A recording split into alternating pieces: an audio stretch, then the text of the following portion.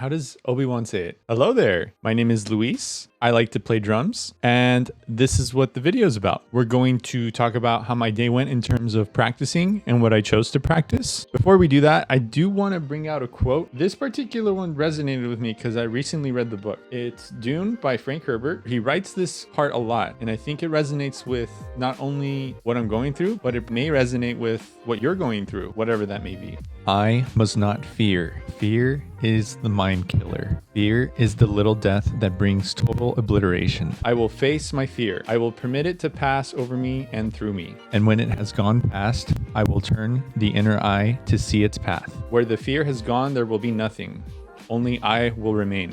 He writes it several times in the novel. I don't think it's by accident. There is a lot that's going on with the main characters when this text is presented in the story, and it can just very well be implemented in what I'm currently doing, which is just getting through stuff without fear. There is so much fear that I've experienced since I moved out here in a bigger city, and I think it's great to remind oneself how far you can go when you face it. Have I faced all of my fears? Not yet, but that doesn't mean that I can't have the opportunity to challenge myself once I feel comfortable enough to get to that point. There is a specific fear that I'm working on, and we'll see how vulnerable and available I am emotionally to show that to you guys. Even if you can't face your biggest fear, asking somebody out or going up to people who could be potential clients for your business, whatever the fear is, it looks like you just kind of gotta do it. However that looks, you'll learn what exactly you need to do when you fail. From my experience, I failed a lot and I keep failing, but I've also noticed that those failures have provided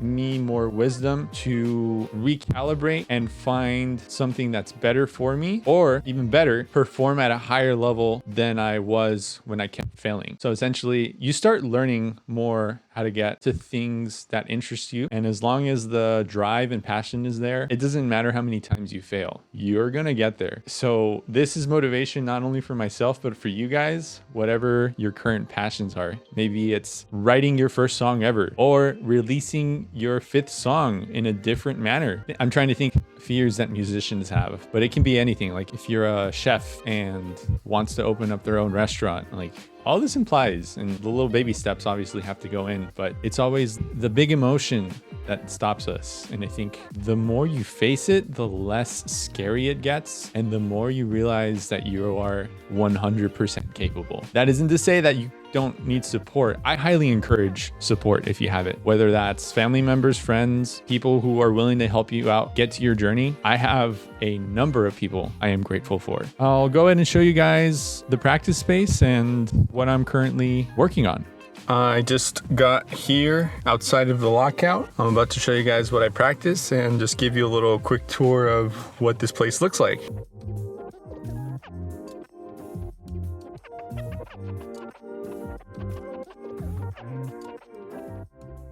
So this is the lockout. I practice and record stuff right there. We don't really have the lights on like this ever. We definitely prefer it dark and more moody type of vibe, because this doesn't feel like a welcoming creative workspace when everything is on. So just showing you real quick what it actually looks like when people practice here. It's a lot more calm and just vibes overall. Just a more welcoming space for people who like to make music. I'll go ahead and show you guys what it looks like behind the kit here. And today I'm more in practice mode, so I won't be using everything here, just concentrating on pad work, simple things for the grid system. Okay, so today's practice involved a set of grid system exercises. I did a little stretch. Oh my gosh.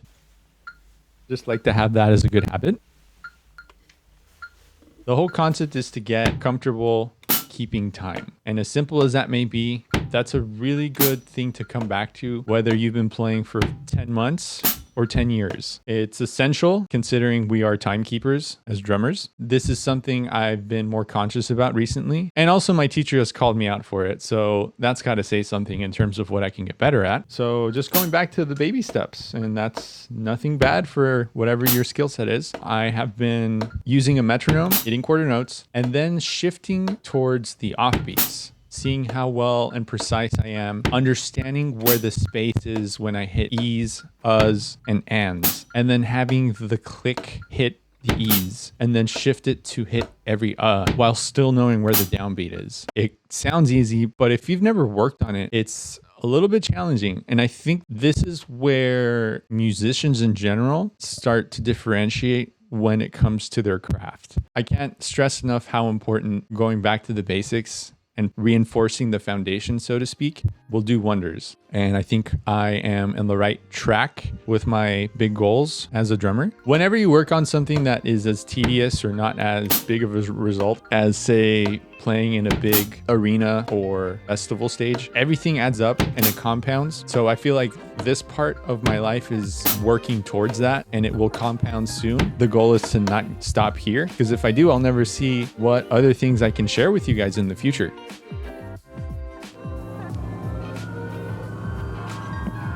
There is a pickleball meet that happens in Westwood. It's near UCLA. The only reason why I have a backup plan is, for some strange reason, when I checked on the app where they do the scheduling, it said that the event was canceled. So just to be safe, I have a backup plan. I'm headed that way anyway, so I can go ahead and enjoy it.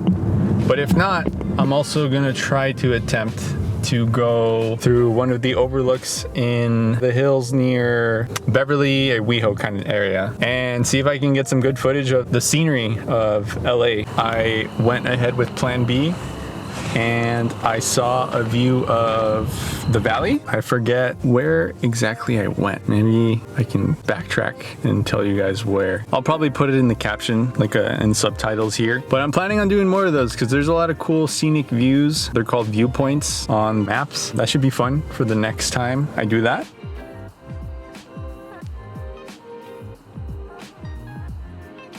The Dune quote lands with me even in a build phase of my life, because it still lingers in terms of all the opportunities or situations that arise as life happens. And I think it's great to just come back to that and understand that I have the capability of facing that fear, and all that remains is me. And I'm capable of doing so, and so are you. So thank you guys so much for watching. Stay tuned for the next one and keep practicing.